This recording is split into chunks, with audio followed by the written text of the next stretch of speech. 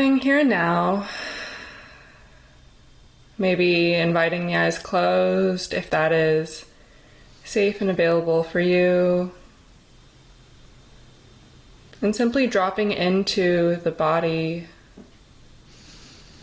allowing awareness to settle from the mind, from anywhere it has been, into this present moment.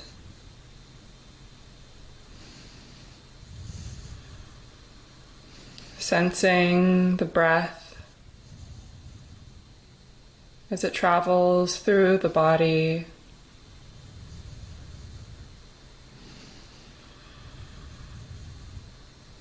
Sensing your connection to the earth, whether that is through the bottoms of the feet or the root. And feeling the breath connected through the body all the way down the roots into the earth.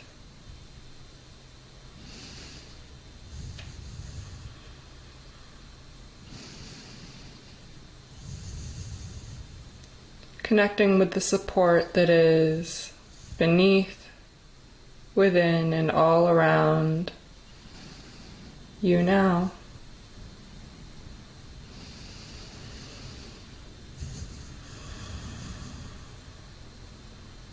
And inviting the sound of the singing bowl to welcome us into this space together.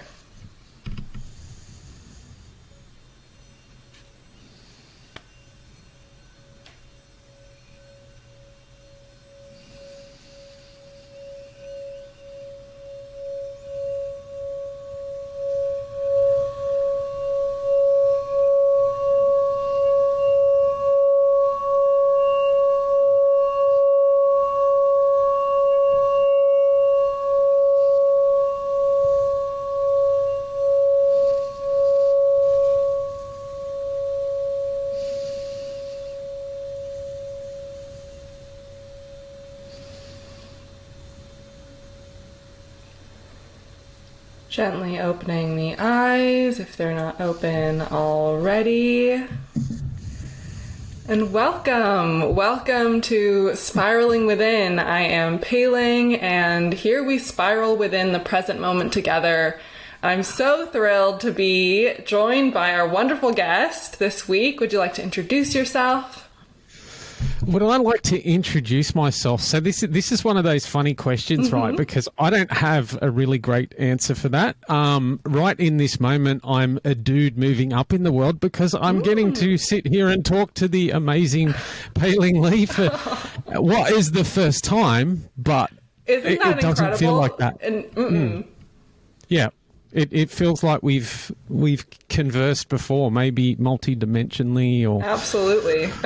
or something like that. But if I had to pick some descriptive words for myself, it would be I guess I'm simply a father, a husband. I do a bit of podcasting, and I generally just stumble through life doing whatever feels right in the moment, especially in this spiritual journey. Yeah. I guess, like I facilitate some groups. I'm involved with a organization called World Unity Week. There's so many different little facets and things that I'm always doing that it makes it hard to sort of give one clear description of what I do. But yeah, there's a little bit of it.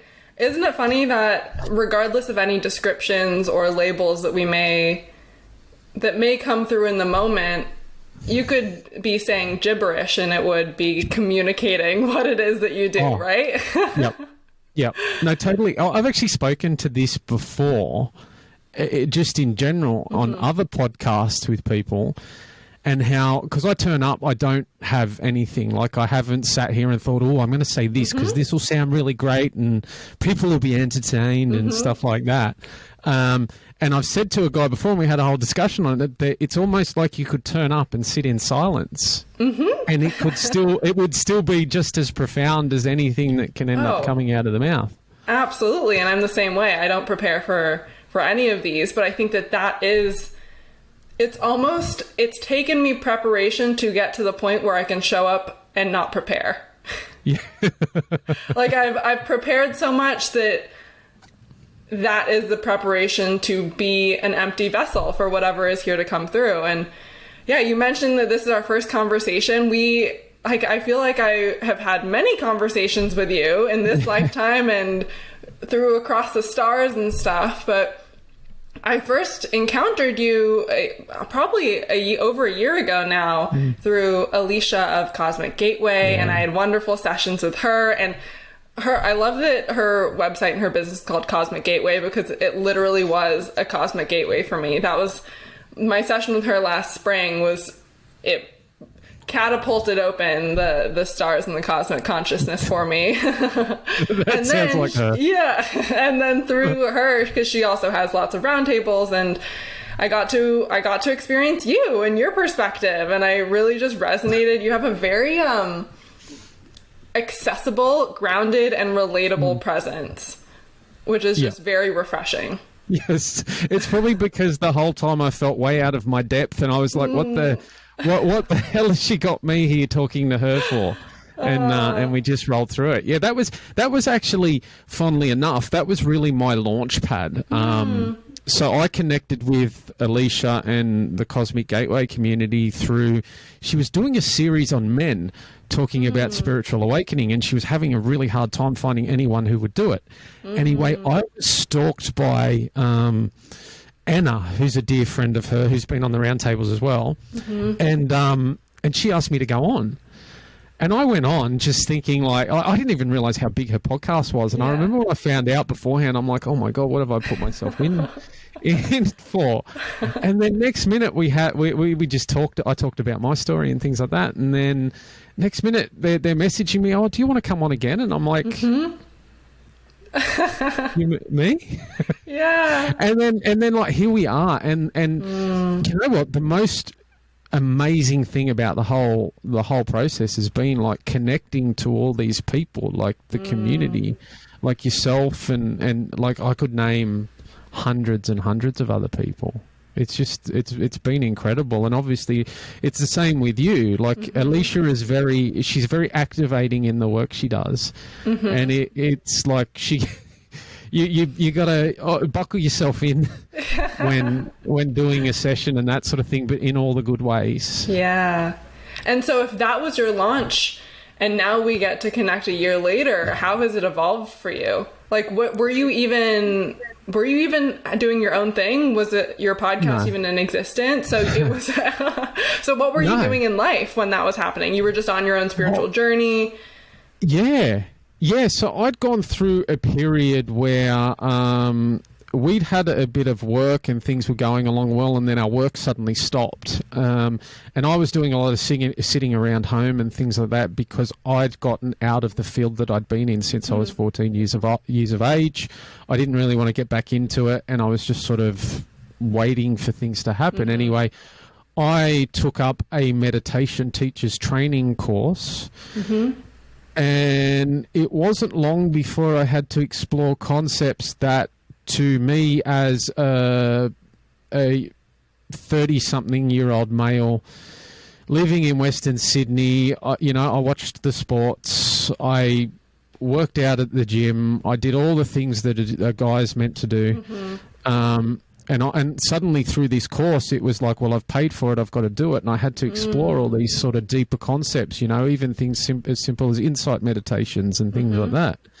Anyway, through that, I had several experiences, but one of them was when I was sitting in an insight meditation. I was really trying to get my bearings on what I wanted to do with my life. And so I asked the question, what was my purpose? And that was the question I was putting forth. And like, I was honest, I thought maybe I'd get told to go and do my personal trainer's course or something very tangible. And I was sitting there and I was repeating it, and my words while I was doing it changed involuntarily from what is my purpose to my purpose is. And I repeated that twice, and then the word love came out.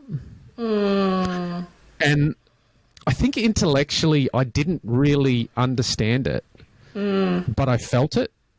And it was in that moment that I realized that it was the only answer I could have ever gotten. It was the answer to every question I could ever ask. And from that moment there, the ball began rolling, and I went from what was a pretty conventional scientific kind of, I thought I'd work until I was 65, retire, drop off, and that's all there was to this existence, to where I am now, where I'm working on projects that help create world unity. I have a podcast, which people seem to like. I'm getting to hang out with people like you, and that sort of thing. And that's really how it started. And then through that, I began. I have no idea what I posted that made Anna reach out on behalf of Alicia, but whatever happened was meant to happen, and they did reach out, and then all of a sudden I have a voice, and people began. I actually started the podcast because people in the Cosmic Gateway community were going, "What does Nick do? We want to support him." And I'd wanted to do a podcast, and it was like, well, I better create something, and then here we are. Oh, that's so wonderful. And just zooming back, I'm curious. I love your description of being a guy who just watched the sports, like the sports. What in that space prompted you to go to a meditation teacher training? That is a good question, and something I glazed over. So I had a number of years before in my 30s, because I'd always had this level of discontent. It was and always just context, there. Were you already a father at this time? Yes. Okay. Yep. I had my two little girls, only young. Now they're 6 and 9, but at the time they would have been however old younger. So I was. There was a point. This must have been like 5, 6, 7, 8 years ago, where there was a lot of discontent. I was exploring the entrepreneurial space, and we've all seen the guys on YouTube and Instagram and stuff like that. And I started hearing that meditation kept getting brought up. So I thought, oh, that sounds pretty neat. I'm not real happy with life. I feel like that might be something that might help. And I took it up. Anyway, through that, I found myself begin to completely calm down. My outlook on life improved, and I just became generally a happier person, almost like in a blissful state most of the time. Anyway, I did that for a number of months, and then, as often happens, life gets in the way, and you let it go, and life goes back into what it was before. So the seed for meditation had always been planted there. Not long before I decided to do the meditation teachers training, I'd started meditating a bit again, just to try and level things off a bit. And I'd gotten to that point where I was like, I feel like I need to level up and take it the next step. So I stumbled across the course. And from there I thought, well, why not? I'll just do it. And obviously that was, I can look at it now and see it's almost like a step-by-step progression that is divinely orchestrated to get to this moment. So, yeah. Absolutely. And I'm curious, because everyone has a different felt sense when they say meditation or experience of meditation, and also your intuition. I'm curious, like, what is your experience of your intuitive guidance, and what is your experience of, if you're saying, oh, I'm going to go meditate, what happens for you? Where do you go? So for me, at that point it was very practical, so it was all guided sort of stuff and that sort of thing. But for me, meditation is that default mode. It's almost when you're doing a bit of we're going back into a very natural state. So I'm fortunate enough that I get to work in the archaeological field sometimes, and we can do surveys in very remote areas. And that was something that I was doing during the period where I started this meditation teachers training on and off. And I've begun to observe that that our primal state, our natural resting state, is actually quite meditative. Mm-hmm. And so I don't know if that really answers your question, but for me, meditation is allowing myself amongst the, for lack of a better word, chaos of life and the noise to come back into myself, into that default resting state. I love that. That's the first time I've heard meditation described as a default state.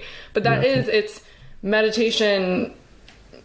For me, it's not something you go to. It's not like this box that you enter. It's really a way of living. It's a way of living, a way of experiencing, and it's kind of where you come from rather than this destination that you're arriving at. And so anything can be approached or experienced from that default state of awareness. Yeah, well, and that's one of the things, you see a lot of people like that. Meditation becomes an activity, and it's yet again, it falls back into that trap that so many of us are in, of attaining and chasing and getting, and rather than, I guess it's a form of allowing too, like in meditation, it's allowance rather than that forcing. Yeah, absolutely. I, as you said that, it's like I saw a checkbox. Like your 15 minutes of meditation for a day is something that you're like, oh, done, check. Then my mental health is like, we're all set. Yeah. It's so true. Yeah. And I mean, all the apps are kind of like developed in that type of, meditation timers and stuff. But I'm also curious about just going back to that question of like, how do you experience your intuition? And I think this is just fascinating for anyone on a spiritual journey. Like, are there certain senses that are heightened or ways that you receive messages, or what's your experience of it? Do you know what? I feel like that is a work in progress. Like, absolutely. I still don't think I've really figured it out. And I don't know if it's worse being a masculine, because we're so and particularly at the point that I started to get back on track, we're so disconnected from it that it's even now, I feel like it's hard to really, really connect in to that intuition. I still think it's a bit of a struggle. For me, how do you know what is true for you? Or how do you receive feedback from life, whether it's even, signs and synchronicities? Okay. I feel like everything comes back to the heart. So for me, that's where I feel it. So I try and tune into where in the body I feel it. And I don't always do a good job of that, because sometimes I go, oh yeah, I still get in the mind and I just go, oh yeah, that sounds good. Yeah, that's my intuition. I'll go do that. Really, it's my mind masquerading as intuition. But if I really tune into it, it's centered in the heart and it's firmly placed there. Yeah, I can relate to that. I think so many things, it just can all come back to the heart, can't it? Yeah. And have you ever explored connecting with, because the womb space is, such a powerful intuitive center, whether you call it intuitive or like an oracle or whatever it is, whatever you're, just an energy center, and whether you're more masculine or feminine or however you are, we all have a womb space. Is that an energy center that you've kind of connected with? Have you explored connecting like the heart with that? No, yeah. No, I actually haven't. But it's funny because I'm fascinated in I mean, I read most of a book called what was it called? But it was related to the womb and things like that. But it was still from a very feminine perspective, and I took an interest in that a while ago. But I never pursued those sorts of things within myself. What's interesting is, though, that right now I feel like I'm getting called towards exploring all these sorts of things a little more. The last 12 months have been in a very, very much output state. And you know what that's like with podcasting and creating all these different things, that sometimes that inner work and exploring these other things gets pushed to the side for a bit. And right now I'm in the midst of being called back to what's coming through as exploring the mystical again, and really diving into all that. What does the mystical mean to you? The mystical means basically everything that we were told wasn't real, and to ignore it. So it involves simple things like even intuition and even potentially healing modalities and things like that. Like I'm very much interested in the Essenes and things related to that. So diving back into their philosophies and that sort of stuff as well is very strong on my agenda.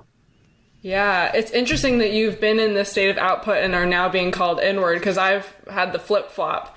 I've been, for the past couple of years, very much inward. And even, at the beginning of last year, I had a little bit where I thought, I was like, is this it? And then it was like, nope, we're going back in. We're doing all this deep diving stuff. And only now do I feel like I'm like emerging and surfacing. And, but it's cool though, how it's like we take turns in some ways. We like go on and off. And with the womb space, I'd be so fascinated to continue, just getting to like hear and witness how you explore the mystical. And because it's in the mystery that's like, when you're in that state of, oh, I don't know what's happening. And I think that's something really I sense from you, is that this willingness to be in that unknown, the willingness to like hang out in the state of like not knowing, or even just like even diving into a round table and feeling potentially that like, what the heck, what have I to contribute? But it's precisely that it's representing for us that very relatable experience of feeling like we're maybe out of our depths, or that, we're just in the unknown or in the mystery of it all. And then we just turn inwards and we're like, oh my gosh, I'm still breathing. I somehow still have things to contribute. There are words speaking through me, even if I don't know how or why. Do you feel like there is a difference in your experience of what is real and imagined? A difference in what is real and imagined. That's something I've been pondering now. And so this is an example, right? So I was driving home from work yesterday afternoon, and I never listened to the radio, but there's like a local, it's called like Faith FM, and it's like a Christian radio station. And the woman was talking about her life and how she got into Christianity and what her life looked like. She was at uni and she was doing all the toxic uni stuff, and then found Christianity and how she was living her life. And I was sitting there pondering, I guess, a similar question in where imagination sort of plays a role, and that sort of thing. And I may be on a tangent here, which I tend to do. But she was explaining how she had this one mystical experience in a church, right? And she automatically associated with that with that religion, with that structure. So I would look at that structure and go, no, that's wrong. She's missing it, that sort of thing, perhaps. Yet she's still living her life same as me. Like, we're sort of getting the same outcome. But she's associated it with the religion, and I'm associating it with something completely different. So I'm trying to figure out right now, am I imagining? Is she imagining? Do we both just have different perspectives? And is it all the same? Like what? Like, where does this? And so that question is really hard to answer at the moment, because I'm since yesterday afternoon, I'm having almost like an existential crisis trying to figure out what this means, because she's doing the same thing, she's living the same thing, but just with a different vehicle. Yeah. What does your heart say? well, my heart says I'm right. Like we're the gods, but because like she's worshipping, her thought process is worshipping that out there. Whereas I'm worshipping this in here because we're all aspects of the Creator. We're all, we are that which she's worshipping. Yeah. It's so interesting because I was just talking about this yesterday as well, but I had 10 years in Catholic institutions, and then a couple months ago I went back to a Jesuit retreat. So it was my first time in like a Catholic mass since all of my spiritual remembrance. So it was such a fascinating experience to return to mass and Catholicism and Jesus and all these things. Well, it wasn't really returning to Jesus because Jesus was always there. Like Jesus and I are buds, like Jesus is great. But to be able to feel it on a heart level, whereas I was always approaching it intellectually. Like religion and faith, whenever I was in school, I was trying to figure out, like, how does this make sense? Like, how can this be? How can you believe one thing and then live your life in a different way, and just intellectually approaching it. But then coming and experiencing it now, it's like what you're saying of, in essence, it's all the same. Like anyone can tell you that, of like looking at any religion or institutionalized way of experiencing faith or spirituality. In essence, it's like it all comes down to the same thing. And at least what supports me in when I see other people who are, because I think it's so cool that because we each have these unique systems and these unique blueprints, we get to travel all these infinite different paths back to the same source. We're just spiraling in all these different ways, and it may seem like one is one religion and then another is another religion, but we're all just, as Ram Dass says, walking each other home. Oh, my favorite quote ever. Thank you. Yeah. Yeah, and home is like the same place. But we all, maybe someone goes through the woods, and then someone is like, oh, I need to chop down this jungle. And then maybe someone's flowing down the river. And for those who, because that's the observation of those who maybe seem to have forgotten that they are also God, that everything outside is also just a reflection of what is within. Being multidimensionally connected allows me to be at peace with that, because I remember that they remember, even if they don't remember that they remember, Yeah, totally. Yeah. And even just witnessing other people's journeys or paths, because I remember that they are guided by the same thing, the same source, the same love that is guiding me and you, I can trust them, and I can trust their journey, and I can trust myself, even if on the surface or at just a single glimpse, it may seem like we are saying two opposite things. Well, isn't that the case though? It's like on the surface, it may seem like these two people are having these totally opposite perspectives, but really they're saying the same thing and they're coming from the same place. Yep. And that's why for me, it feels like it's more important how their perspective is manifested in the world.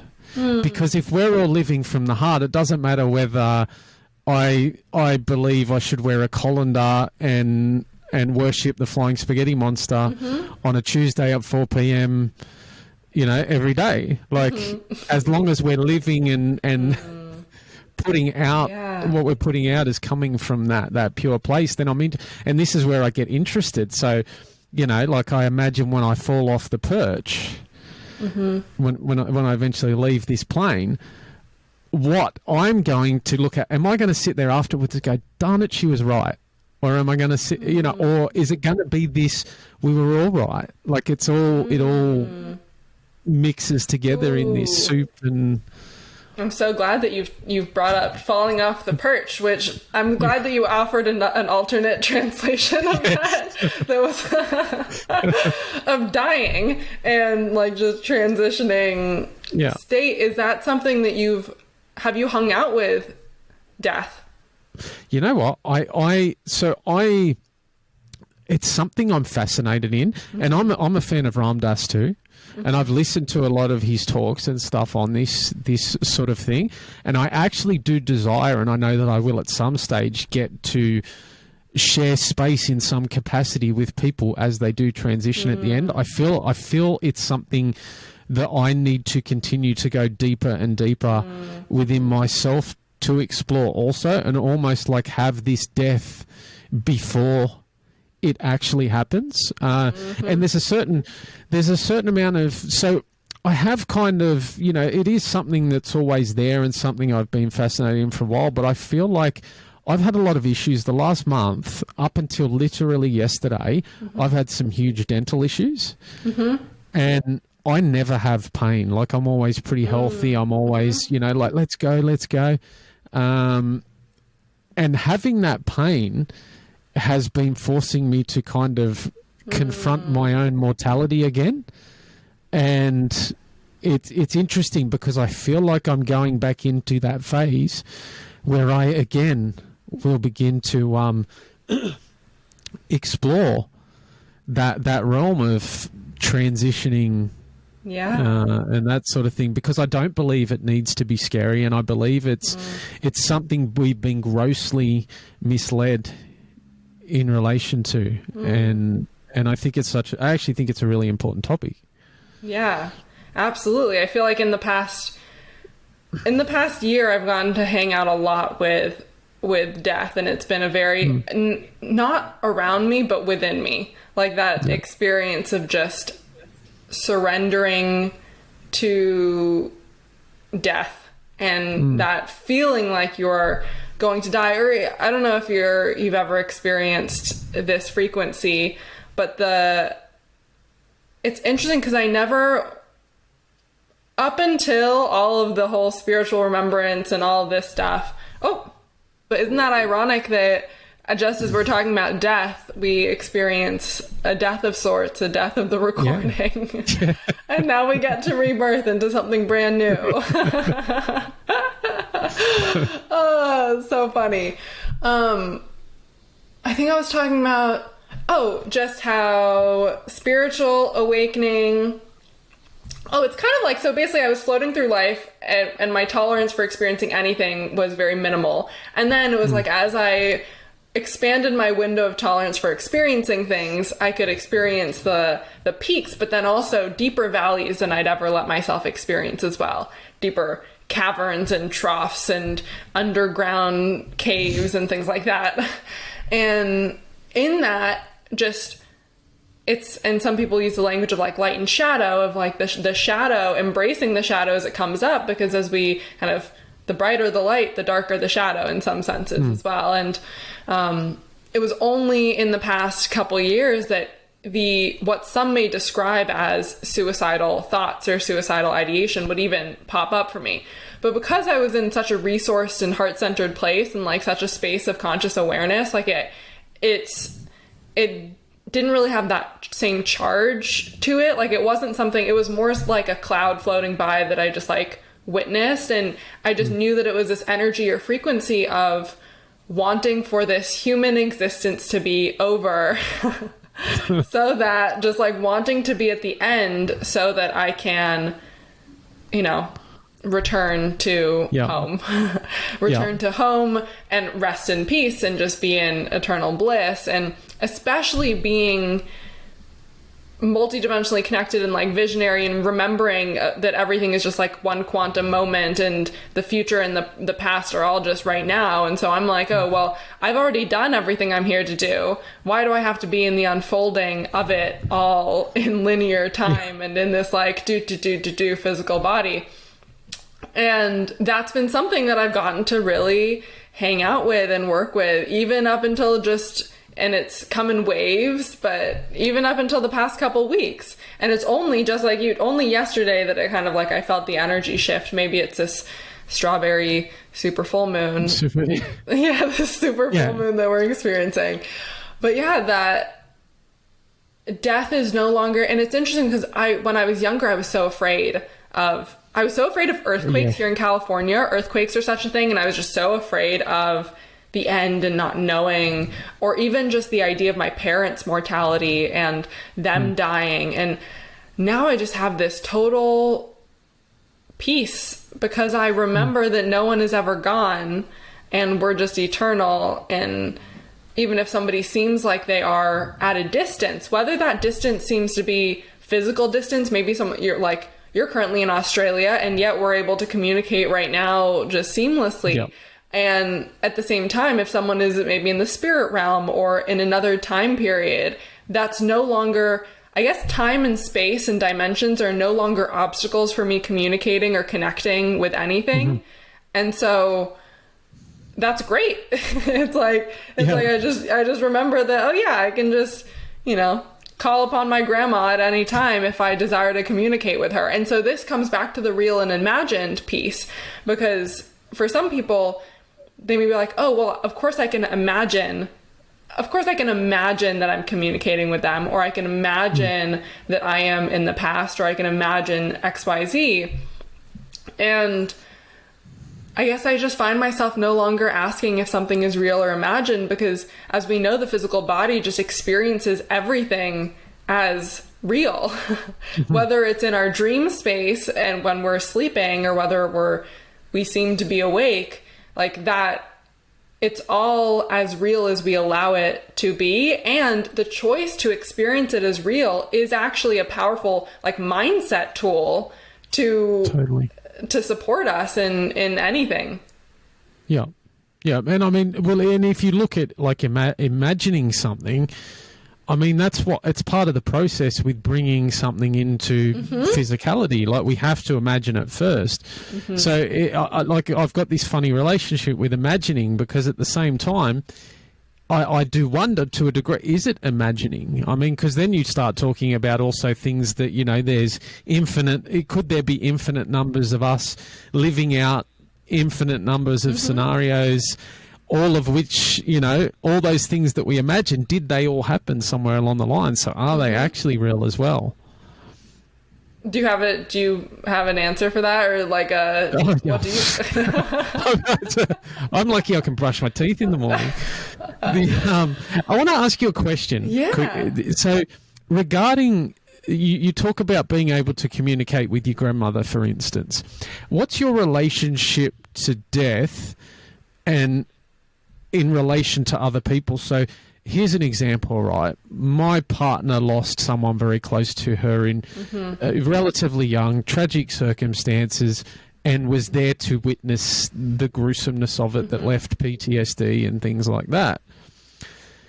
I have a disconnection regardless, because and it almost makes me, even though I'm not, it makes me look somehow disconnected and I guess non-compassionate, non-caring, because I view it all from that higher perspective. So I can go, I carried the casket at the funeral. I was probably the only person not crying, because I was understanding the process, the transition, and I was seeing that, there were certain beautiful things that I was seeing in that situation. I watched when she left 2 sparrows fly directly down the aisle to which her casket was being taken to the hearse. Like things like that. So I'm almost seeing this beauty in this chaos and in this sadness that others can't see. And they're almost looking at me like, are you heartless? And it's actually the opposite. Oh my gosh, I have so many examples of just that feeling. It's because it's not disconnection. It's being able to be present, but then be also zoomed out and hold simultaneously those perspectives.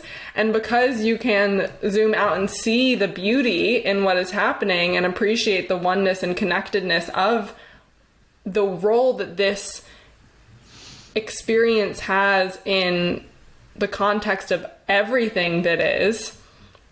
It's like, whereas other people, most people are living from within the trauma itself, from within the emotion itself, versus being able to witness the emotions as just being part of what is happening. And it can be like, at least, so the example that comes to mind, which just, I'm going to put a pin in that, because as you were talking about the death, I felt like a very much like a pressure around my crown. And so you asked about communicating with spirits and stuff like that. And it's interesting because I think that some people, for example, like mediums, or there are certain people who that is where they are primarily called to interdimensionally communicate. Like, they are very much, their focus is the spirit realm and humans who have passed on. And I know that for me, that's not my like primary area of focus. It's much more, you know, cosmic and earth and other things like plants and trees and whatnot. And but it's just like a radio frequency where, you know, all of us, whether we call ourselves clairvoyant or psychic or anything, we have the capacity to tune our radios to that frequency if we so desire. And just like you witnessing the sparrows, part of you has tuned your frequency to recognize beauty in the world, and beauty, and recognize love and magic and synchronicity. And that is really a choice to experience the world in that way versus experiencing it as how many people are experiencing it as, which is just bleak and hopeless and, you know, evil or whatever it is. And as you were talking about the other people looking at you and maybe being like, oh, you're heartless, I was on we were at a family weekend road trip a couple months ago, and there was just a little conflict that occurred between my dad and my brother's girlfriend, and there was just like some frequency of conflict. And that's like a recurring thing of like my dad's behavior, or just how he chooses to show up or how he chooses to speak to people can be very abrasive, and also very much coming from his, you know, childhood stuff and blah, blah, blah, blah. And what I was really proud of through all of that, it was my ability to, for myself and with myself, stay in love and stay in my heart. And because in the past, especially growing up, I would be so influenced or try to like mediate those energies. I would be so sensitive to those energies that I would be right there in the conflict with them, right? And then I would be trying to like keep the peace, versus by allowing everyone and everything to be as they are, like letting my dad be as he is and letting everyone have their responses, and me just staying in love and seeing the love through, because that's a choice too. It's like, I choose to see love in everything. I choose to see love in even that which seems to be, you know, conflict or hatred or just whatever it is. And that is what warms my heart. That's what nourishes my heart and allows me to be in peace and harmony, is by seeing and recognizing the love that is underneath and throughout everything. But not everyone is tuning to that frequency. And so they look at me and they're like, how can you permit this bad behavior? Or how can you be okay while there is all this chaos happening? Yeah. But, I mean, and there's the other side of the equation too. Like, they're where they're at doing what they're doing. And who are we to interfere anyway? Mm-hmm. And that's like, I mean, I often have a non-interference policies, like, and I've got the family dynamic where, you know, like my mother or something might be taking more of an interest in what someone else is doing than I care to. And I'm just like, yeah, whatever, you know, because like, I mean, I've done, if I sat here, it wouldn't be hard to get the ball rolling on the stupid things. And I mean, I was in politics. I got involved with politics, you know, like most kids, you know, they go, oh, they got involved with the wrong crowd, they join a gang. Not me. I join politics when I get involved with the wrong crowd. You know, like, but that served a purpose. And if someone had said, no, you need to get out of that, I wouldn't have had those certain ingredients that were part of my evolution to this point. And it was actually very beneficial. While it truly never aligned with me, and it certainly doesn't align with me now, it literally was essential for this all to happen.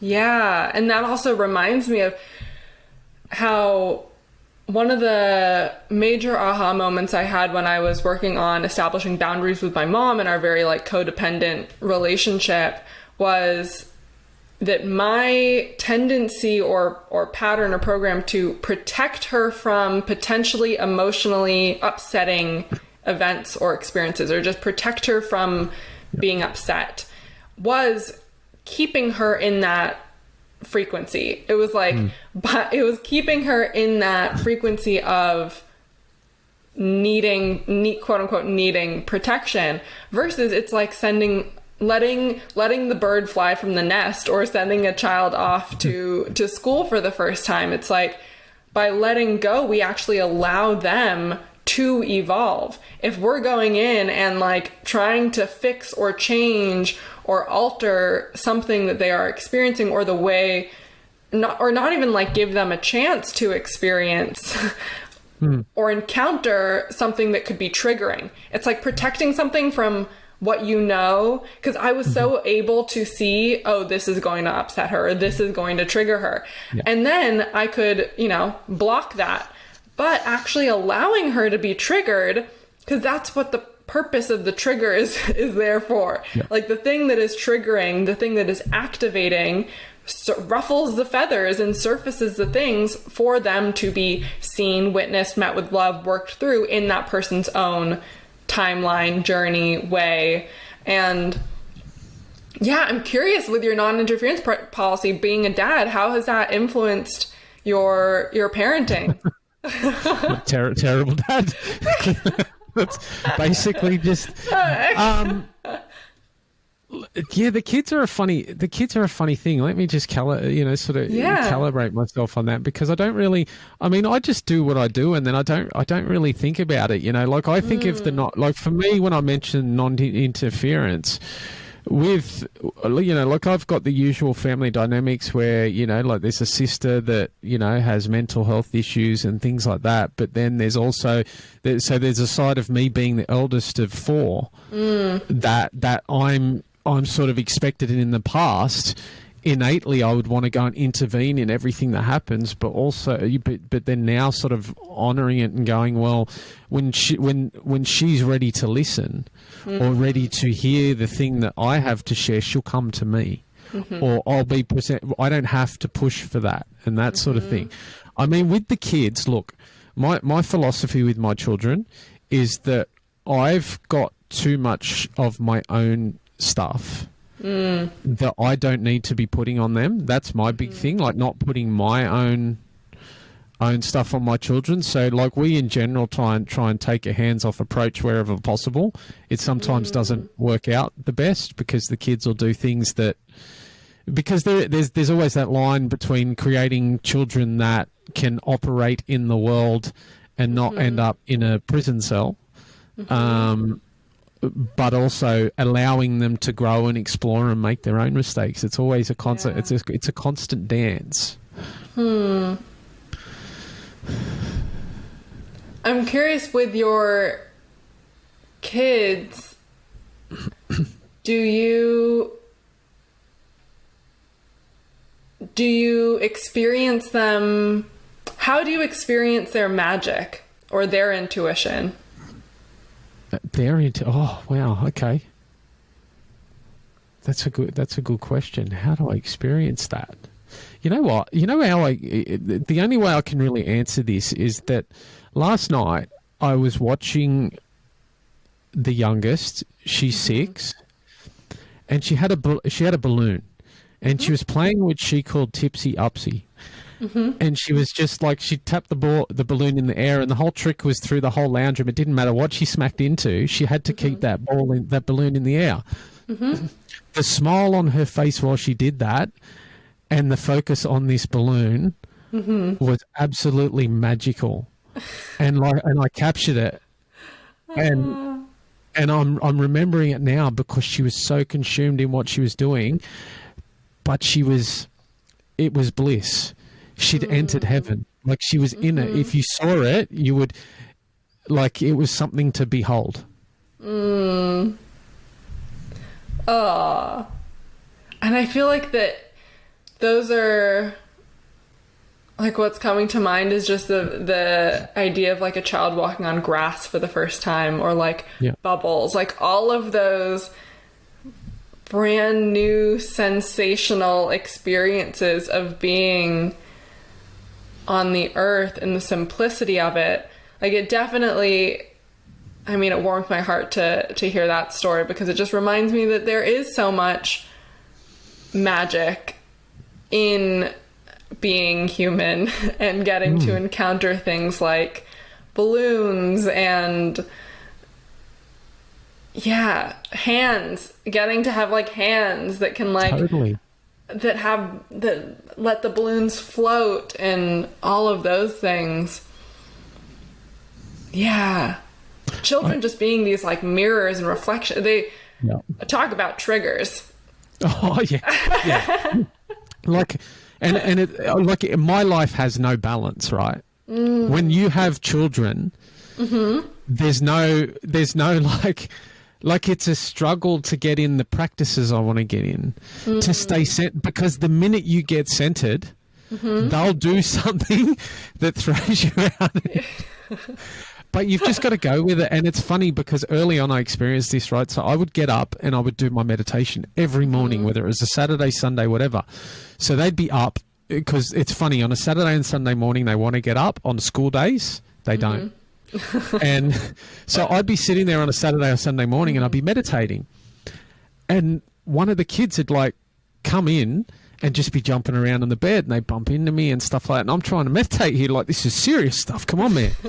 And I got to this point, and it actually happened very quickly, where I was like, I'm just going to sit with this. Like, if that happens, it's meant to happen. I would still stay there with my eyes closed in that same sort of, obviously I wasn't, like, in a deep meditative state by then, but I would just appreciate that little being in my space, jumping around, bumping me, the energy.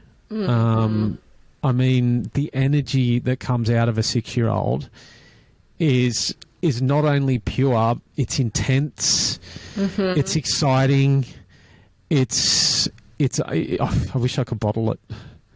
Having Maymay, the 1.5-year-old puppy, it's similar, and her, but I've had to learn to have boundaries. Like, whenever I record these, I put her, I have to cage her up. I cordon, I cordon her off in a different part of the house. Otherwise, she'll just be scratching on my door and crying and barking the whole time. Yeah. But yeah, it is. I love that because that's where I came to with her as well. It's like, if she enters, can I welcome even this into the present moment? Because if it is arising, as you said, it is aligned. It is aligned to be present. Yeah.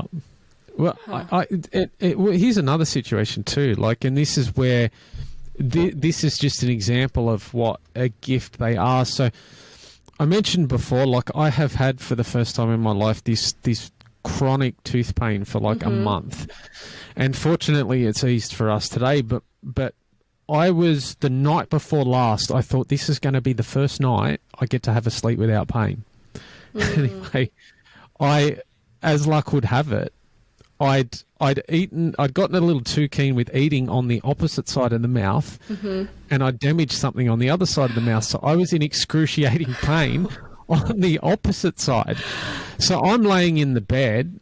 I knew I had to go to work yesterday, and I was going to be tired and that sort of thing. So you can imagine, like, you're laying in bed in pain, knowing you need to get to sleep, and it's all bad. And I think it was 3:47 a.m. And I sat there and I thought, what can I be, if I can find something to be grateful for in this moment? I just felt like it was important, because then in every other moment where I'm not feeling in pain, it's even more, it's even easier to find gratitude and things like that, because I'm all about gratitude at the moment. I think it's really important. And I looked over at my kids because they were sleeping in the same room because we were in the middle of a brutal winter. And I was like, well, there it is. Like, it's just such an easy default to go for. Like, when you want gratitude, I'm sure you do it with your puppy. You can, when you need some gratitude, not that I find it too hard to find, but they're such a default. Like, you can go straight to them. So that's one of the gifts too, that it's such a default. You can go in and instantly, because you have that unconditional love for them. Yeah, and they have the unconditional love for us. Yeah. Like, especially puppies. Oh my gosh, I heard someone say it, 4 legs and all heart. That's all it is. And it, like, just I'm so grateful for her endless affection and just like physical intimacy with her soft curly hair. It's just so sweet. And I'm reminded also just that idea of what you were talking about, of being balanced and centered, and then you encounter your kids, and then it's like, Ram Dass has another quote that I love, which is, if you think you're so spiritual, go spend a week with your family. And I love that, because it's and it's that idea that these practices that we do, they're practices that support us for the rest of the time. Like, some people are absolutely called to be monks and nuns and priests and be in that type of community all the time. But most of us are here to be amongst the stuff, the noise, the life of it all. And it's actually even interesting. I wonder for you, like, in your local community or in your vicinity, like the people that you spend time with, are many people on similar wavelengths or spiritual, or is it more so? Are they? So I live in what is probably a relatively middle to low class area.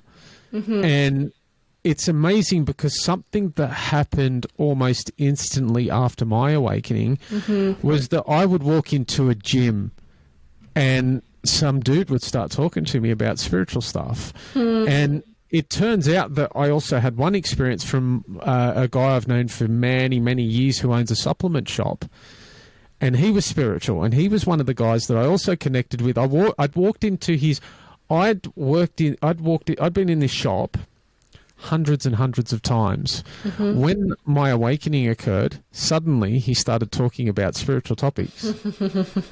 And I just, like, there was even one day I was in a gym, and I was talking to him, and another guy came from across the gym who I rarely spoke to, joined in a conversation that he could not hear on spirituality.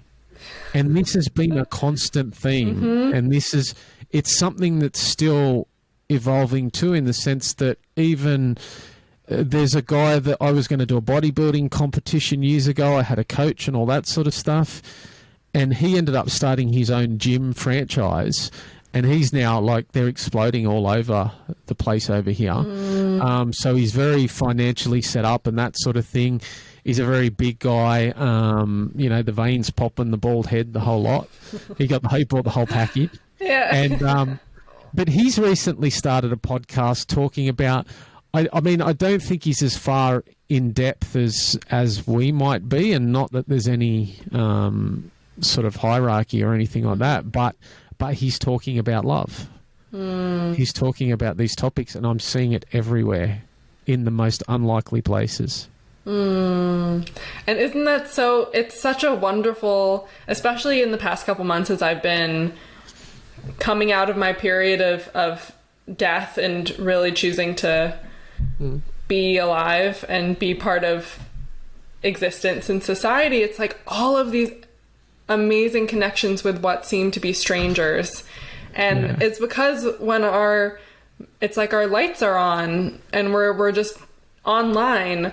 And so we're emitting that signal, and the magnet that we are is attracting those aligned connections. And it's like when my mom growing up, my mom was spiritual, but she was, I've since catapulted and rocket ship past her concept of spiritual, but she would go to like the local spiritual bookshop, and I would go with her. And when I returned to that same bookshop after my like awakening, it was like I had entered Wonderland or something. I had no clue. That it just sung to me in a way that it never had before. And I don't know if you experience this, but like even as different, because, you know, the wonder of being on this spiritual path is that it continues to unfold, and we continue to like unlock and tap into different energies, and certain ones fall out and then other ones come in.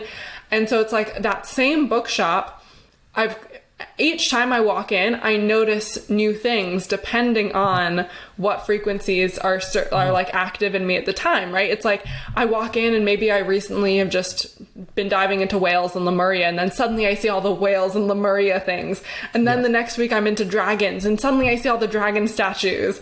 And then it's like gene keys, and then it's this, and then I'm like my radio is tuned to that frequency. And so and that's like the beauty of how multidimensional just reality is because each of us can walk into the same space and notice totally different things that are specific and uniquely for us. Absolutely. Yeah. I get it with people, because I tend to be very, like, I love people. I really do. Like, and I always have, like, I even look back before my awakening, like I'd have the most random conversation with someone, whether it was at work, whether it was training, whatever it was doing. And I'd drive home and be almost in a blissful state going, wow, you know, like that was incredible. You know, like that person opened up this sort of thing. So I generally get that, but I get that through new people popping in.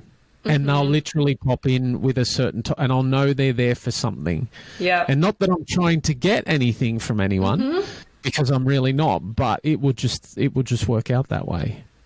So do you have a sense when you connect with someone new or you connect with someone in a new way, do you have a sense when that happens what they are here for in your life? Sometimes yes, sometimes no. Like, as an example, I connected with a woman named Bliss. And she's like referred to as an oracle. She does a lot of podcasts, things like that. And I remember just before I met her, I kept getting through the words. There's an oracle, the oracle, and I saw like an older woman coming through. And I'm before you met her. Yeah, before I met her, and I was obviously I went straight to the Matrix, and I'm thinking of a darker, curly-haired older woman from the movie The Matrix. But I knew, but there was this older, wise woman energy. Anyway, literally within a week or so, she dropped in, and she's created she's actually created a lot of opportunities, and we've done some podcasts and things like that together. And she's the sort of person that I think that's an ongoing relationship. But that's just one example where I didn't quite know, but I knew someone was coming in. And then the minute I heard that someone said, "Oh, she's referred to as an oracle," I'm like, "Whoa, what's this? This is incredible." But then sometimes there will be themes around, and someone will drop in according to their theme. Like I mentioned before. My resonance with the Essenes and all of that, and I have a dear friend who could you share just like a primer on the Essenes? Yeah, so that's obviously related to I guess what mainstream religion like Christianity and stuff like that came from, but the Essenes were the sect, I guess, that Yeshua and Mary Magdalene were part of, and that whole story comes out of. And from my perspective, through religion, it's been greatly manipulated and distorted for I guess purposes of control and things like that. But so one of the people that dropped in, was there was a woman that came up on my Instagram feed, and she actually practices Essene shamanism. Now, I have Dutch heritage, and she's Dutch, and so she like caught my attention. And she always had like this, the energy I got off her was like an older sister. And I ended up messaging her because she'd do these lives during the day, and she'd talk about all that sort of stuff and that sort of thing. And I was like, it's interesting that her lives are always in a really good, considering she's in Holland, obviously, she's Dutch, right? The time zone of which she puts these videos on are incredible for here. Like, it's just so great. Anyway, I connected with her. I can't even remember how I connected with her. And I ended up messaging her or something. And I found out she actually lives in Bondi, which is about 50 minutes from where I live. Yeah. And we ended up, we did an interview back in the early days when I started out. And we've become quite good friends. And she was part of that process of connecting to that tradition and feeling that resonance there. Like, she was really important in that. And at some stage I do plan on doing her. She offers a apprenticeship in the Essene shamanism. So that's actually something that's on my radar to do probably pretty soon, actually. But yeah, she dropped in for all that, and that was really cool. Yeah. And it is so cool because I've experienced that with just various teachers that I've flowed through over the past couple years. It's like one will come in and then they activate a certain, whether it's a modality or just like a body of work or a body of knowledge, or even just activating and opening a channel to something. And then, at least for me, it's been a rapid succession of a number of different ones. And it's like activate and then absorb, and then I move on to the next, and then I just like have accumulated. And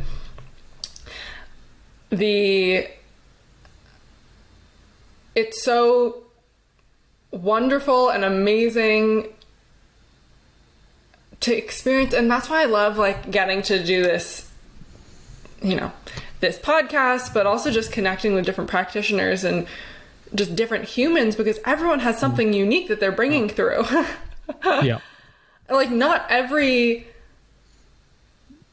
there's only one of you. There's only one of Nick. There's not every, you who's sitting there. Yeah. Yeah. Who's sitting there, like, being the man that you are, the masculine that you are, saying, my purpose is love. Like, that is a uniquely you thing. And it's like, you then, because our bodies are these technologies, these vessels that carry through codes and frequencies, whether we're speaking gibberish or we're like beautifully labeling ourselves with certain titles and terms. It's like we could be sitting in silence and that energy is being transmitted through. And it's like, if we're encountering someone, it's because it's a vibrational match. There's an alignment for us to have that exchange. And even if we don't necessarily know in the moment what that exchange is for, because we could be like, oh, I know, I see, this is what this is for, this is what they're activating in me, this is what I'm activating in them. And then maybe months go by and we're like, oh my gosh, it's almost like there was an exchange that happened, and then months later we reopen the box and we're like, oh my gosh, this present was in here and I didn't even realize it at the time. Yeah. And often it's these conversations in these podcasts. Yes, other people watch it, but often we're actually getting that within these conversations. Like, that's what I don't know if that's what you're alluding to as well. But countless numbers of people have come on to talk to me in the capacity of a podcast, and like they've activated something, they've triggered something, and it's off you go. Oh, absolutely. Because it's primarily in the conversation of like what you're activating in me and I'm activating in you. And then regardless, and that's why I love it. It's like, regardless of if anyone ever watches or listens, it's like that energy already exists. Like that energy is already rippling out and amplifying in all the multidimensional directions. And so there's at least for me, in the context of the pressure or program around popularity or just visibility or just any type of external metric of what success is. It's like all that goes out the window when I just remember that, because it's like this is it. Everything is already here. This is the work. This is the service. This is like the contribution, and we get to receive and just enjoy the experience of it too. Yeah. Yeah, I almost think that most people, if anyone feels the desire to start a podcast, I don't think they should think, oh, everyone's got one. Oh, there's so many out there. I feel like they should all do it because, like you say, if there's a purity in just putting it out there with no expectation, then it can just go on infinitely. And at some stage, I watched one of yours the other week. And I dropped the message where you were talking about your experience. Was it the period one? Yes. You've had the comment about your daughter and stuff. And it gave me this perspective that I can't have. Like I don't know, whenever they start, like my girls in the next 5 to 10 years. Well, you have one who's 9. Mine started when I was 9, 10. But yours may not. Yours. It should be like a mother. Yeah, it'll probably be soon. But it gave me that ripple is gonna have an effect in however long that is immeasurable anyway. Because they're not the conversations that I'm having with women in my life, and I got that through you, and I and I truly mean this. I may have written in there, don't underestimate how profound the impact of that one video will be in how I support my daughter, and then in turn what happens when her daughter goes through it. And she's like, well, my dad did this with me. She'll probably expect that from her partner, depending on, how her life goes. And it's just, it's infinite. Yeah. Oh, and I so appreciate it because it's a helpful thing to receive that feedback and to be reminded that, like, and I'm sure you feel the same way about the things that you create and share. It's like, people say that even if it's just like one person who listens and receives something from it, that makes it worthwhile. They always say that thing. Yeah. But it's helpful to remember that there is not just in my, multidimensional conscious awareness, knowing that on energetic levels it ripples out, but then for that ripple to encounter something physical, to encounter a physical human person, and then for that then to anchor in that person and ripple out again, it's like, it's profound and limitless and infinite. And something that was really helpful for me about the whole, accepting being in a physical body thing is that yes, we have all of these non-physical guides and beings supporting us, but because we are in physical form, we can actually create things much more, like 1 second of anchoring love in the physical is probably equivalent to like years or eons or lifetimes in non-physical. So there's an efficiency and an expansiveness and a potency to things being in physical form.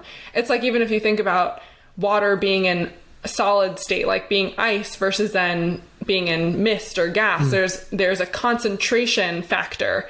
Like there's a potency and a concentration to something being ice, and us being physical. So when we do take these frequencies of love and light and peace and harmony and radiance and all these things, and we anchor them in our physical concentrated form, it packs a punch. And just like you're saying, it's like not to be underestimated.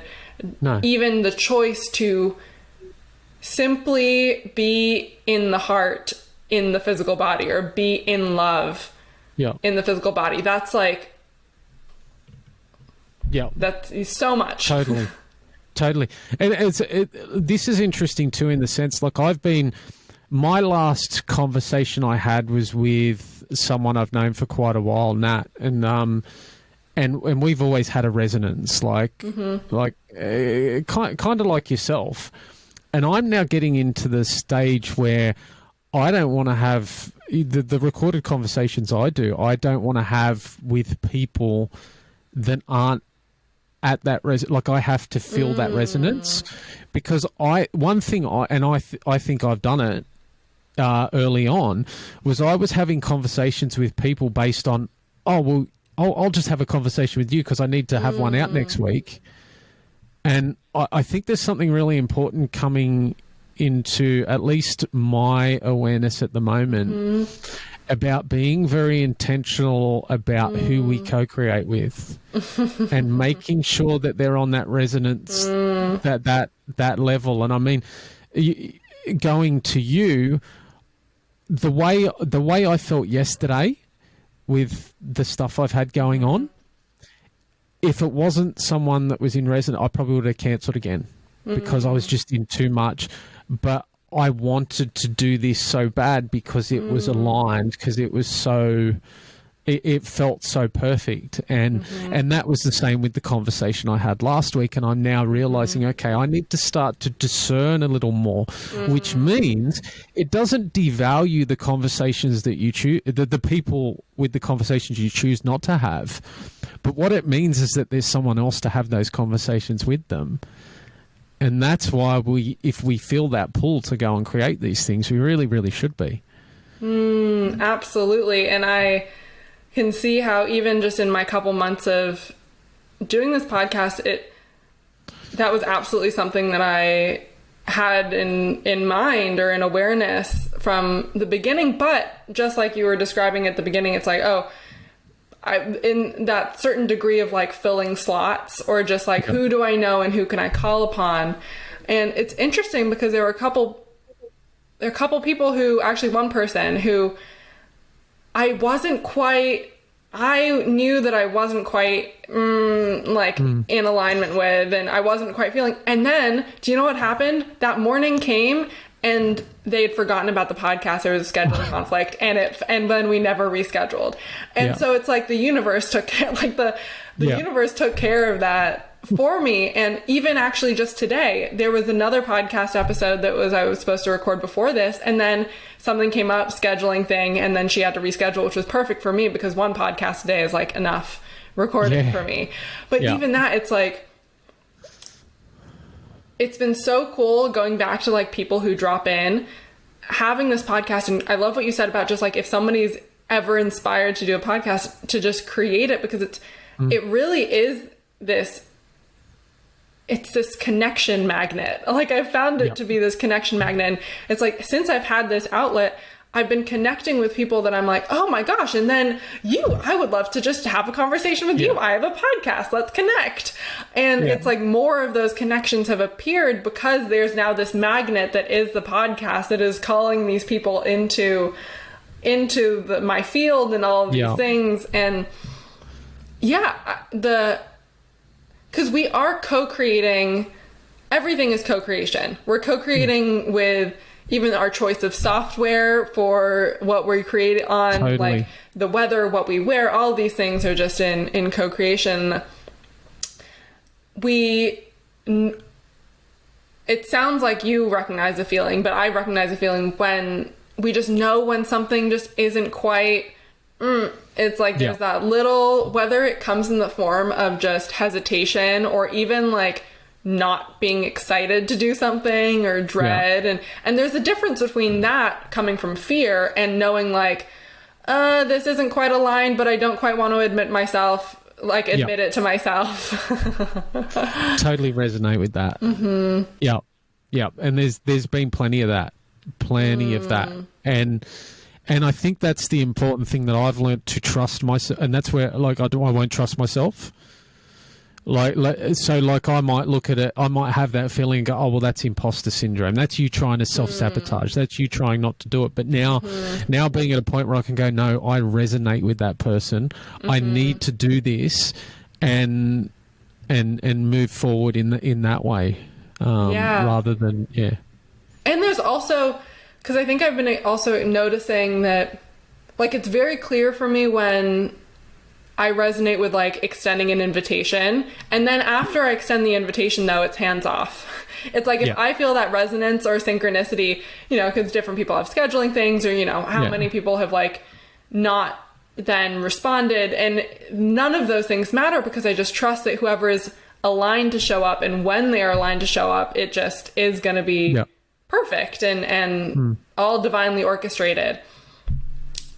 And even for those where we might not resonate in the sensational or intuitive way that we might have a reference point for, like it might not be this, you know, harmony or bliss or anything.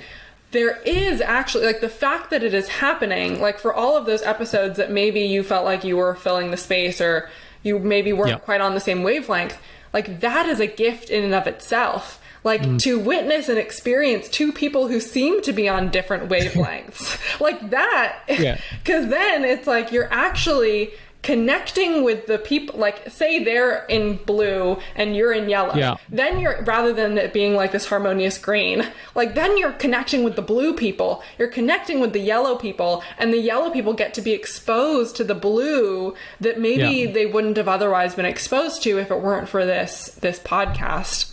Totally. I'm trying to rack my memory, because I've had that happen where, but it ended up, a magic happened. It was like this, it was almost like, you know, these two forces grinding against each other, you know, like that, but then they slip in. Yeah. And it kind of worked, like in a weird way. Yeah. I wish I could remember what that was, but that really, I know what it was. I was doing, last year I got involved with an organization called World Unity Week, and they do like an online event that has all these different rooms, and it's like a big online conference. And a guy got introduced to me named Ton van der Kroon, and he's a Dutch spiritual teacher. He's actually a pretty well-known author in Europe, and he's known for his trauma healing work on the Israeli and Palestinian border. Anyway, I hadn't really met him. I just spoke to him once, and I was going to do 2 interviews, which I had to do live in what would be the middle of the night, my time, in the wee hours of the morning.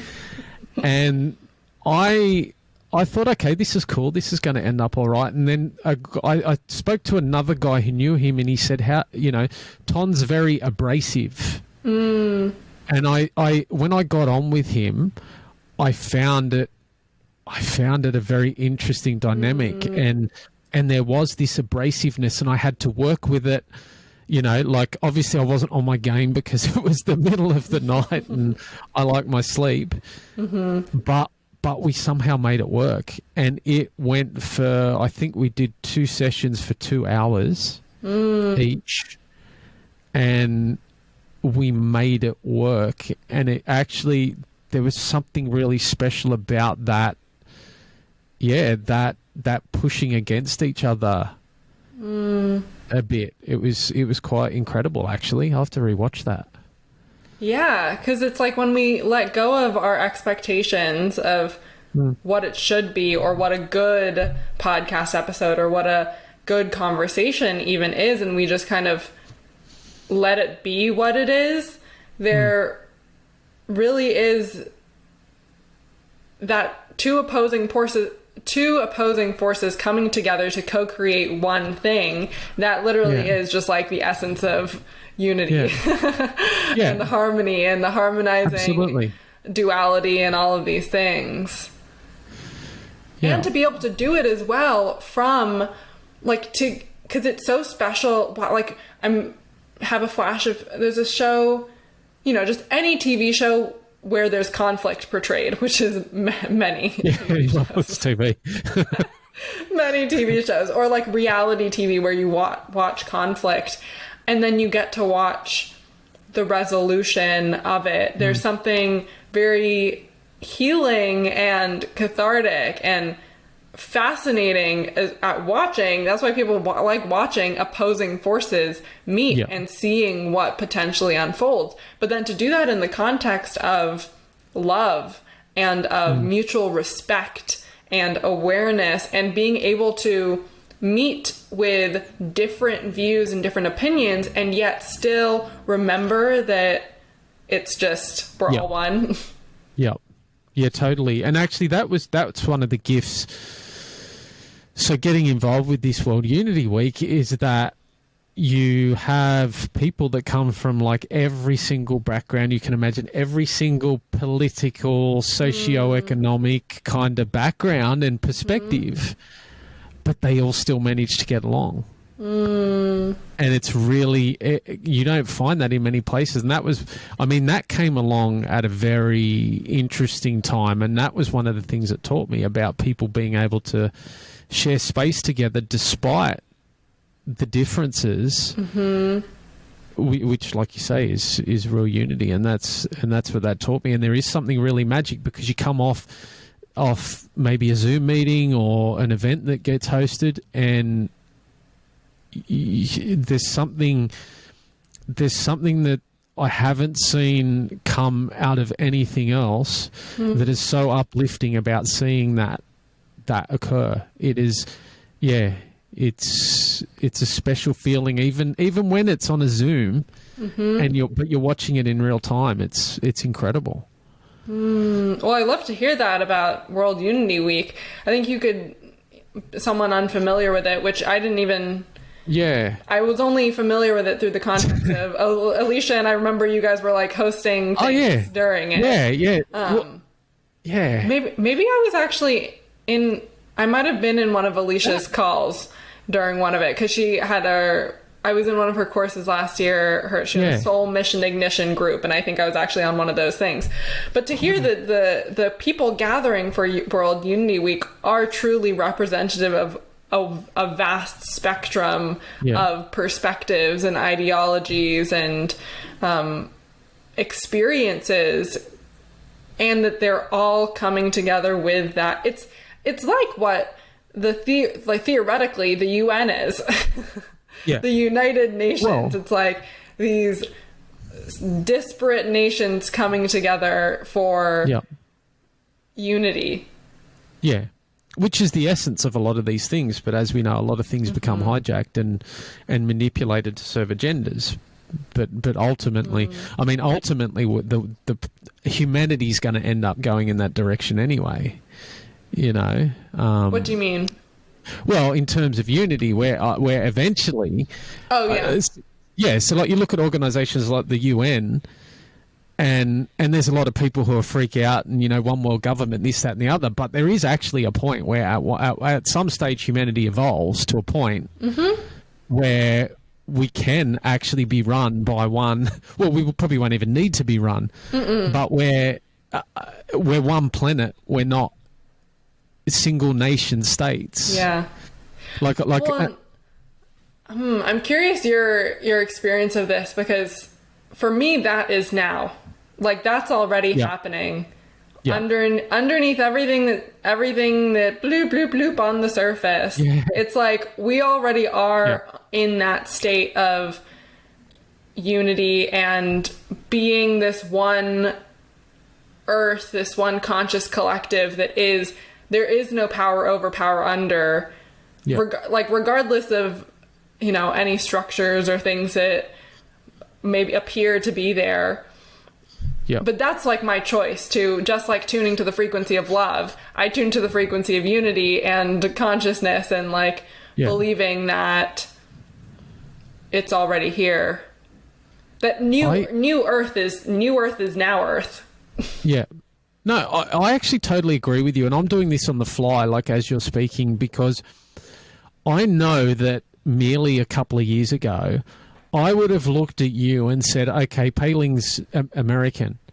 I talk to you now, and I don't consider that you're on a completely different continent that speaks with a different tone. Like your voice is your voice. It's not. I don't look at it and go, "Oh, she sounds like she comes from there." And I'm thinking about other people now, and I'm going, yeah, I don't really I don't really view things like that anymore. And that's, I mean, maybe that's a byproduct of having to do everything online over the last couple of years, perhaps, but it's probably also a reflection of the consciousness, because you go through the awakening and then you start connecting with all these people and living more aligned and doing ththings that are aligned, and you come across it. But it's interesting. It's really interesting to sit here in this moment and consider that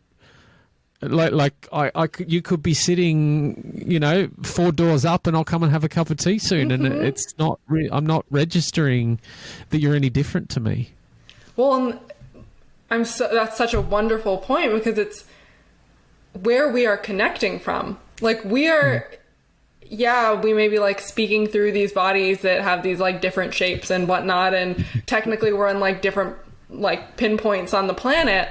But we're connecting from the same place, which is just the heart and source and the soul and the spirit and just life and all of these things. And similarly, it's like I like that the question at the beginning of like introducing yourself, because it's the most human-y, it's like a human-y thing, but it's also it's open-ended. You could answer that any way, because regardless of how you introduce yourself, the presence alone speaks for itself. And one thing we didn't say, which is you're in, I mean, I guess you mentioned that you're in Sydney, but like you're in Australia.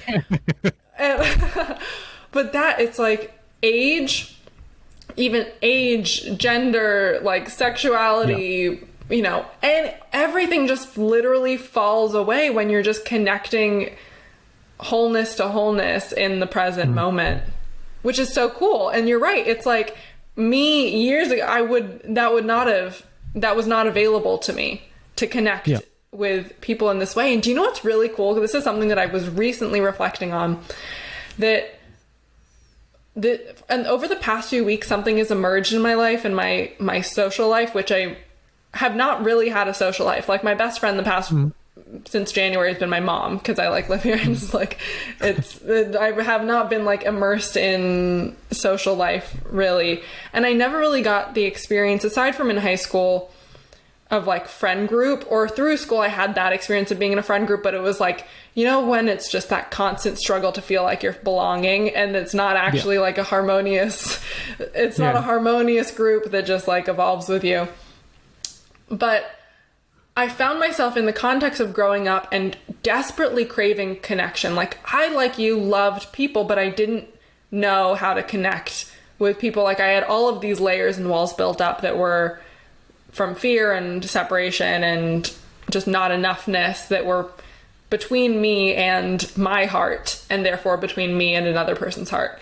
And so I was craving this like depth of connection that then, when I went to like towards the end of high school, and as I was beginning to shift, like in college, all of my friendships were these deep, it's like I had few friends, but they were how I would describe as like deep and intimate and like really vulnerable, and all other types of connection just kind of fell to the wayside. They were less of a priority to me. If I hung out with you, I wanted it to be this like, not even wanted it to be, that's just how it unfolded. It was like this deep, open, like conversation. And what's interesting is I've recently been noticing myself, like even in these connections with strangers, that I feel the same, if not more, I just feel that same level of like heart warmth and fulfillment and nourishment and bliss from a 10-second interaction with the checkout person than I do with like those hour-long conversations. And so it's opened me up and to be available for a wider variety of connections, and to feel fulfillment in what I would prior label as like a superficial connection or an acquaintance. Because even if they may not be aware, or even if they may not be consciously connecting from their heart, I am. And so I am connecting with everyone on that heart level, even if it's like telepathic or multidimensional, and their humanness seems to like be showing up differently. But it's allowed me to just be so much more open to humans and just connection in general. But that's been a very interesting like shift that I've noticed. Because I'm going to guess you're similar to me. Like if I ask you how you are, it might sound like a surface level. Oh, how are you going? Yeah, good. I'm great. But I'm actually looking at you going, how are you? And I've actually had this funny awkwardness happen a few times. I had it happen a while ago with my mother-in-law, and I had it happen a few weeks ago with the woman at the fruit shop that was serving me. And I asked her, I said, how are you? But it came out like deep. And the way I asked it caught them off guard. My mother-in-law freaked out. Like just because she's got her own stuff going on. Yeah. And it was like, whoa, because the wall's up. Yeah. And this woman, like at the checkout, like you could obviously, at a deeper level, I knew something was going on, and we had this deep chat, and it actually shifted her whole mood in an instant in a positive way. And it's just, I get that feeling from you that you're the type of person that when you ask how someone is or you have that conversation, you mean it. Like you're like, no, how are you? Yeah. Yeah. Well, I mean it in whatever answer they give. It's like we are not just listening to the words that they say, it's all of the other things. Like, honestly, even before I ask that question, I have a sense of how they are, Yeah. And that informs, that's probably why you had that deeper tone, or that's just how your voice came out, because there was already this awareness of where they were sitting and how they were. Yeah. Yeah. Yeah. Yeah, people. Just people. There's so many just like gifts in connecting with people, and even just the willingness for you to, because it's a choice in that moment. It's a choice. And I've definitely, and this kind of goes back to like discernment or resonance, and also just checking in with where I am in any given moment. I may not ask how you are depending on how I am. True. Yeah. But that doesn't mean I'm not telepathically or energetically sending you love. Yeah. And I think that often, like, that would be something that I would do when I was in more of a less of an outward connection, but more of a I'm connecting multidimensionally and telepathically, but I'm still within my like boundary and bubble of my own energy.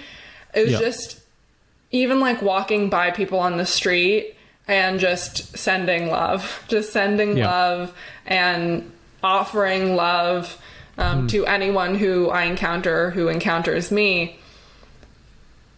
And that offer, they can receive it or not.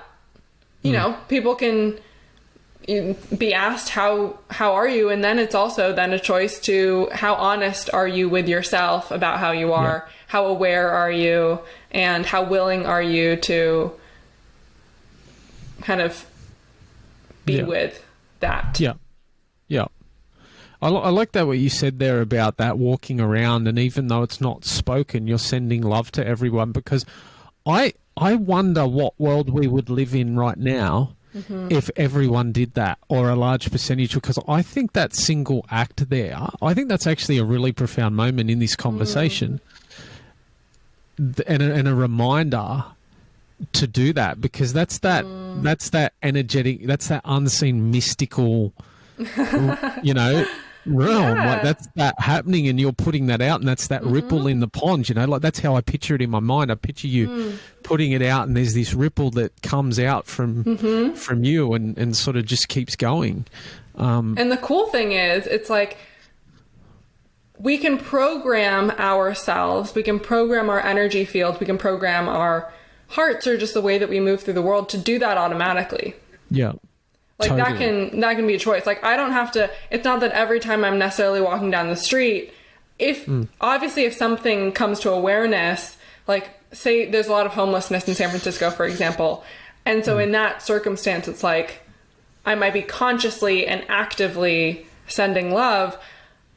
But other times because I have chosen and am choosing to live from that love and from that light and just choosing to shine that love all the time, it's like I've programmed my system to just be doing that regardless. And this is actually a really, it's interesting that this is coming up, because that idea of shining has been or like radiating light and emitting light and being luminous has been a major theme for me, and a major thing that I've been kind of working with over my journey, because I was for years just so afraid to be seen that I was like hiding myself and even guilty as charged. Hiding. And I'm interested with your relationship with your physical body, and because you mentioned a bodybuilding competition, if that was ever a thing with like the being seen in your physique or your did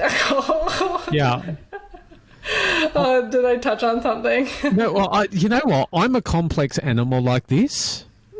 So I have a background. I was also in pro wrestling. So, like the WWE. You were a wrestler? Yeah. So like the WWE type stuff.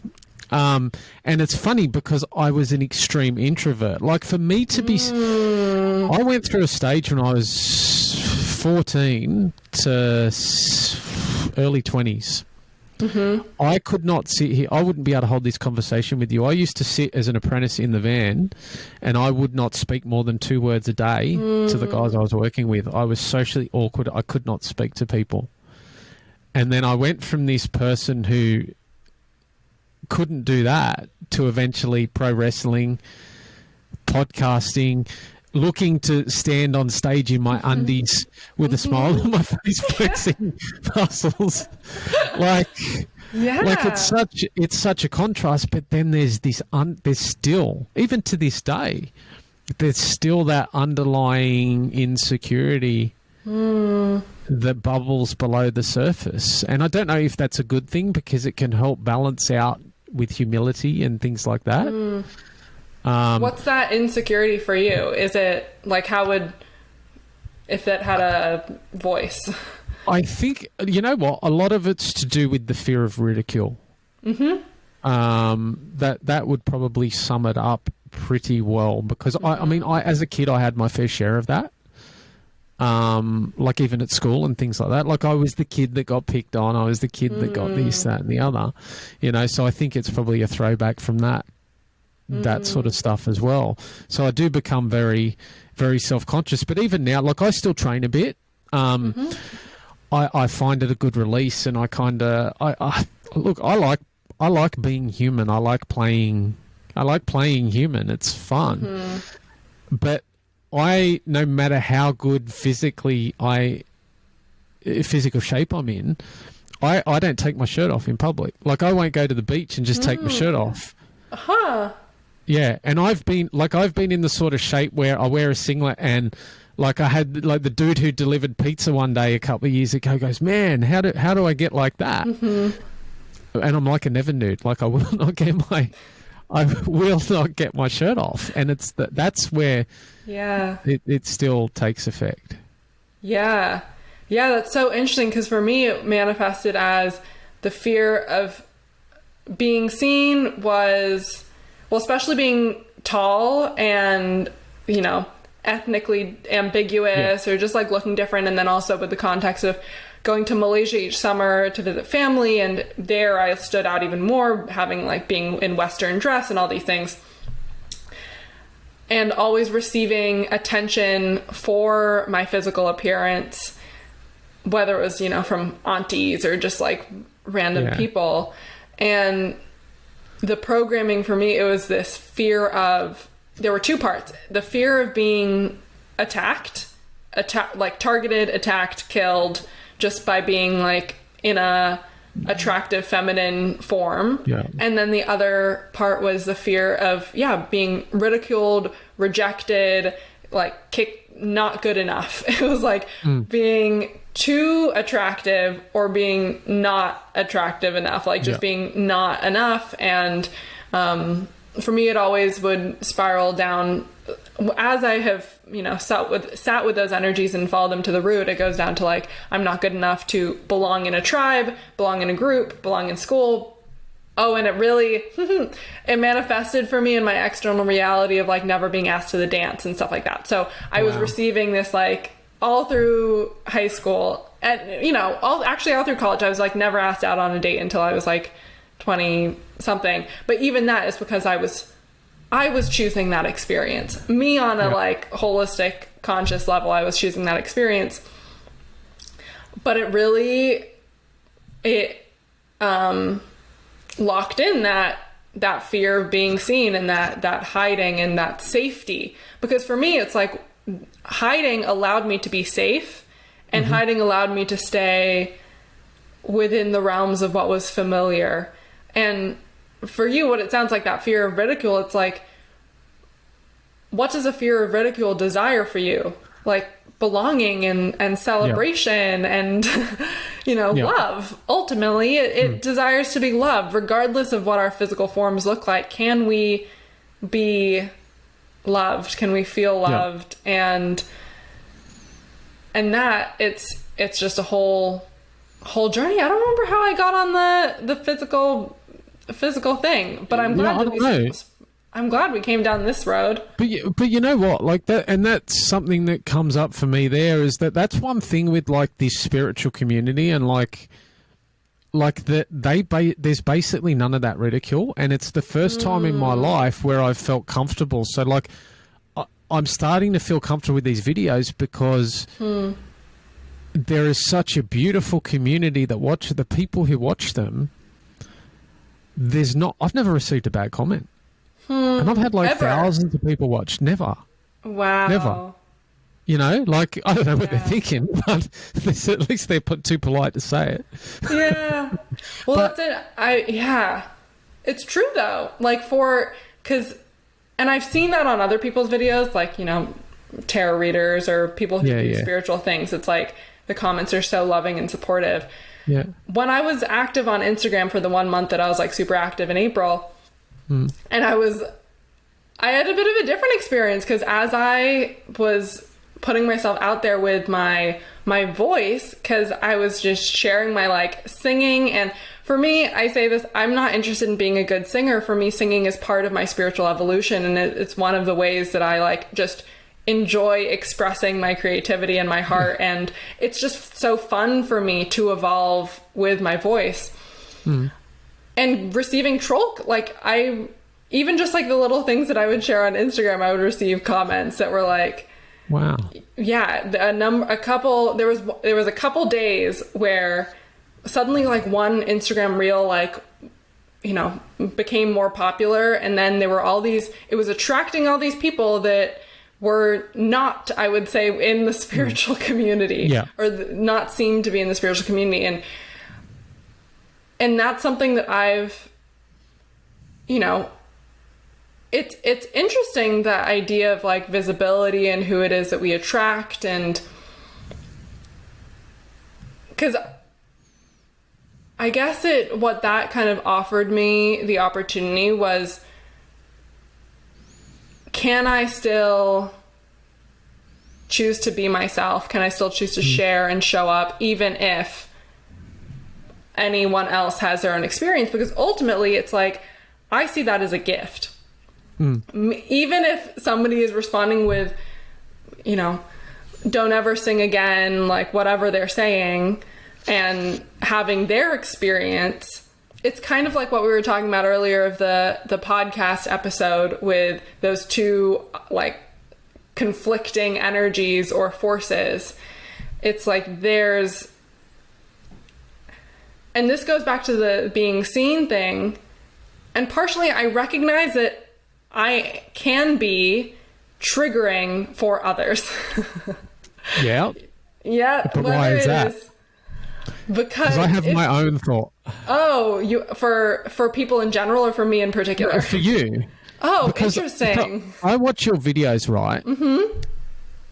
And your light shines that bright that I think there's some people with some dark stuff that would trigger. And I know that might be a little hard to, like, you don't need to answer that question because it might be like that, what I just said, because it might be, but you're shining very bright. There's something special here. Mm-hmm. There's a reason why, you know, like I watch your videos and like I say, it's just, that's the only way I can describe it. Your light is shining very bright. Mm-hmm. And to those that can't handle that level of light, they're going to lash out, right? It's like the whole dark light thing. Absolutely. Well, yeah. I'm grateful for your perspective or experience of it, because I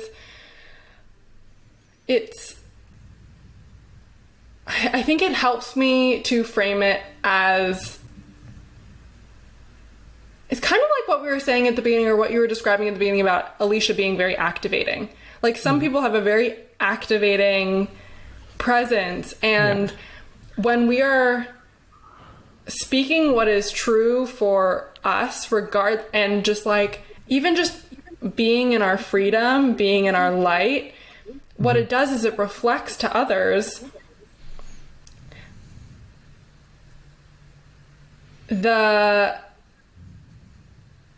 I'm suddenly now hearing myself echo. You sound great here. Oh, but I think I can hear myself on your end. Oh. Is the echo count?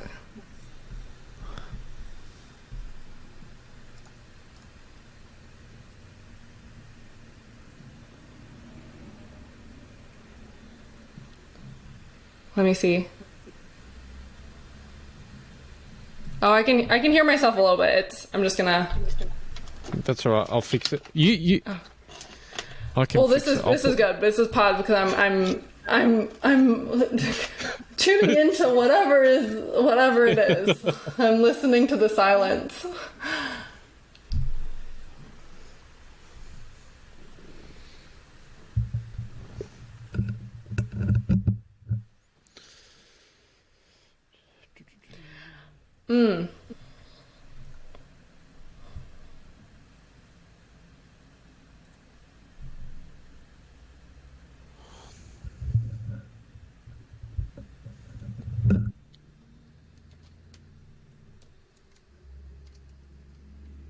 All right, gone. Okay, cool. Is that better? Yes, that's great. Thank you. Cool. Yeah, Alicia being an activating presence, or just some people being an activating presence, my light scared me. And I didn't realize it scared me. Well, I did realize it scared me because that was my entire just journey through childhood and adolescence, was whether it was in the context of academics or school or whatnot, I seemed to shine. And then because I was in that framework of hierarchy, which school tends to offer that framework of grades and awards and things like that, it's like I always felt put on a pedestal, and I felt the target on my back. And I felt like being put on a pedestal just by, doing my best in school, that was always a source of disconnection. That was always something that I felt like I could feel my peers resent me for shining. And so that contributes to hiding. And so it's like, okay, let me dim my light so that I don't stand out, so that I have friends and so that I can feel this connection with humans and with myself and be accepted. And so connecting with the heart, connecting with the remembrance that everyone already loves me and I already love everyone, like on that level, it allows me to remember that nothing that I can do or say, no way that anyone can show up to me or interact with me, none of that causes disconnection. None of that will spark the separation. Nothing will actually disconnect me from life again, because I remember that I am infinitely and eternally connected, because I just am, and we are one. And because when we are mirrors for each other, we reflect both the light and the shadow. We reflect the full spectrum of energies in others, and all of it is a gift. All of it is an opportunity, because like you sitting there and saying, Pei-Ling, your light shines bright. That's just reminding you that your light shines bright. like you can see my light shine bright because your light is shining bright. And, vice versa. Like somebody coming to me or responding with any type of quote unquote negative frequency, I see that and I see the love through it, because that frequency has passed through me before. Like I am not unfamiliar to these frequencies of insecurity or judgment and criticism. Like I've gotten to live with those. I've gotten to love those. And it's that and silencing myself out of the fear of triggering, that's been a whole thing for me, especially in like romantic relationships or relationship dynamics. It's like, when you say something and then someone feels hurt, like that is painful. Like that, It can feel very painful to be like, I expressed something that was true to me the best that I could in that moment, and then they were triggered by what I said. And so how do I stop that from happening? But now that I just like accept that, okay, my frequency, even the sound of my voice, may not be like an angelic choir to everyone. It will be like nails on a chalkboard, and that is perfect. Yeah. It is perfect for them to experience, because, they're not blind to showing up and listening. If, for example, someone who listens to me sing and then is like, that was terrible, you still listened. Like you went and you listened, Like you didn't have to click on the thing. You didn't have to be here. You encountered it because there was a vibrational match, even if someone listens to something that we say and are like, absolutely not, I totally disagree. How wonderful it is that we get to offer that person the opportunity to get clear on what is true for them. Yep. Absolutely. Do you feel like you have a triggering presence? No. I don't feel like you do. No. I don't know. Yeah. I had to think about that. Yeah. Not yet, but it's interesting, our own self-reflection, like, because I sit there and think, and you said I'm probably seeing you because my light's shining bright, but I still look at you as shining brighter. And so like I'm watching your podcast and I'm like, well, like surely you're going to get 1,000 views because look at you. I'm going to be schlepping around with 50, but you're going to be. Yeah. And isn't the wonderful thing that I'm actually schlepping around with 3 views. I've got several accounts. I'll jump on and. My number 1 fan. I'll mail a badge.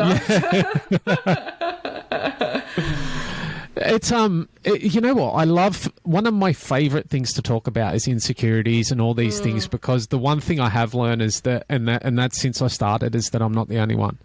Literally everyone in some form or another, unless there's some sort of narcissist, has the same insecurities, or at least had them, and is aware that there's something that's around.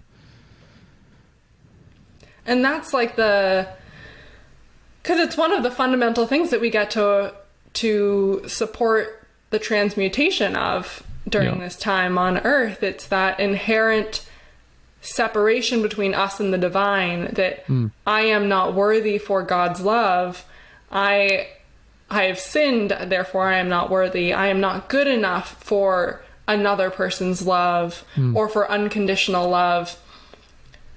When really it's like, it's almost like if you just click the silence button or you just mute that, then you just look down and you're like, oh my God, love is here. I am God. And it's just those frequencies, the little wavelengths. But the cool thing is that within that, like those, just like you listening to or tuning into the fruit stand lady and asking, how are you? It's a window, it's a doorway, it's an opportunity for connection, because it's the mere act of seeing and witnessing those energies already, it already envelops it and includes it into that feeling of being welcome. And that it's not about, and this is something that I see so frequently in many people, and and it's interesting because even in the whole realm of the spiritual, there are these, I've discovered that it's very diverse. There are like many different perspectives, and also people at different points and realms of their journey and experience with spirituality and consciousness and energy and all the things. But that idea of fixing, getting rid of, changing, avoiding, like, how do I get, like, one realm is, how do I get rid of negative energy? Yeah. And so that, and what a wonderful intention to want to, like, have everything just, there's a remembrance in that it's possible to just be in peace and harmony. There's some part of you that, like, remembers that, but that's still in that separation of, like, if we're separating ourselves from something that we are also separating by calling negative energy and all of the associations with that, then that just kind of perpetuates that versus, welcoming, embracing, including, letting that energy dissolve on its own. Yeah. And I mean, like, for me, I'm at this point where a lot of I call it the murkiness of human existence, I almost revel in. So when I'm not feeling great, and I sort of feel the pain that I felt, the physical pain in the last month, I feel was like a culmination of that, because I know for at least the last 6 months I've been just reveling in not feeling great, in, having the ickiness so that you can have the awesomeness and the ecstatic. and then there was this challenge to sit in pain, knowing that it won't last forever. And the day's going to come where that's not there, and you're going to be in absolute bliss. And I woke up this morning and I'm not in pain. And I'm sitting here going, wow, like, I feel human again. Like, wow. And I'm in my body. I'm now feeling it like I haven't felt it for the last couple of months, for the last month or so. And there's something magic here. And I'm almost appreciating that period of struggle. And I know it sounds masochistic, like, it just sounds terrible. And I'm not saying it to sound preachy or I'm here nor there, but it's more a reflection. Like, I value this human experience, because for me, I don't feel like the human experience is forever. I feel like it's a limited opportunity for me personally. Like, I've had these little moments where insights come in and it's said, you basically got to make the most of this, because you're not going to be here for a while, or you're not coming back, type thing. And so I'm trying to soak up every single moment. And, like, I had to go to the dentist last Tuesday, and I had a tooth pulled out, and I was sitting there under the light in a very sterile medical environment. And I pictured this, standing there with a group of galactic beings, just sort of laughing at, look at the humans, look at what they're like. But I was myself, in a galactic aspect, watching my human self have this happen, and going, like, like, it's kind of cool to be. It's kind of cool to be doing that, but how ridiculous is this? Almost like it's like a comedy drama. Yeah. Yeah. Well, funny as you say that about the dentist. Last time I was at the dentist, it was sometime near the beginning of the year, and I had a very unexpected unfolding with my dentist, who I at the time was in a Qigong teacher training, and he had asked me what I was doing. I said, da, da, da. And then he said, can you show me? like, can you show me like energy or something? And I ended up like not showing him, but I guided him on how to like connect and feel energy between his palms. And it was like, and then just the other day, my dad went to the dentist and the dentist asked him, so how's your daughter, like, has your daughter taught you any Qigong? And so that like, the dentist clearly, even though these sterile environments are these spaces for multidimensional possibilities. Wow. That's incredible. I love it. See, I love those stories because all intents and purposes, that guy shouldn't be on his radar. No. And that goes back to all that we were talking about of speaking truth, really, and showing up and shining, like, regardless of anything. Because in that moment, and I'm very conscious of this, I could say I'm doing Qigong or yoga training, or I could be like, oh, I'm just like, do. I could have hidden that being the truth, because I don't know if you've experienced this with being in spiritual realms, but it has been a journey for me, and kind of still is, to own it. Mm-hmm. To own it and to be like, yeah, this is what I'm doing with my life, especially amidst like communities or people where it might be so out of the ordinary.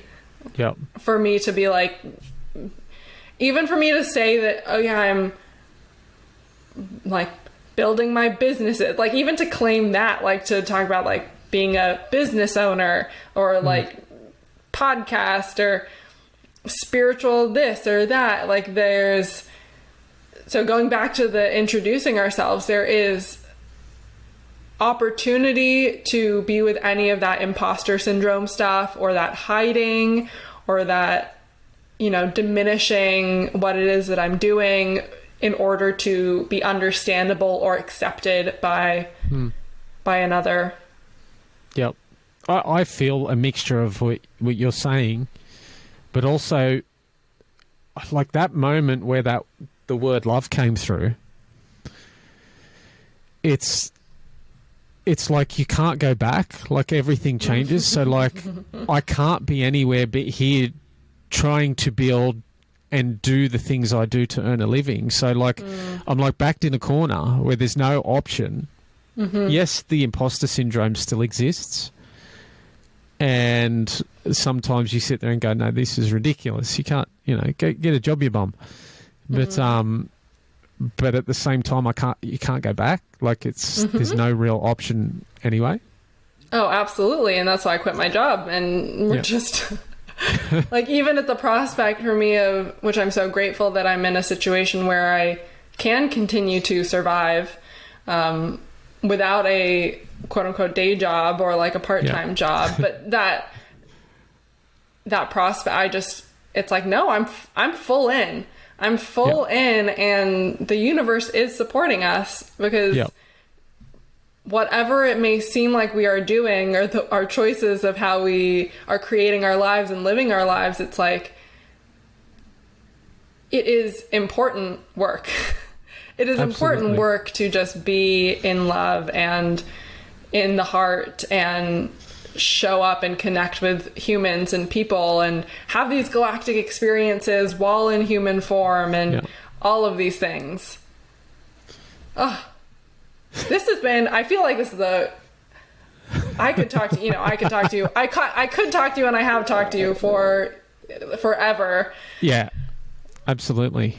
But this feels like a wonderful place to kind of let all of that marinate and digest.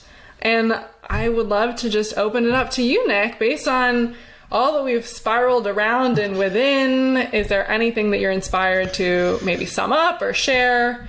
Do you know what? Close? Yeah. I would just like to offer the utmost gratitude to you. I love seeing your reels pop up. Like I said, I see that bright shining light, and you're someone that stands out for me.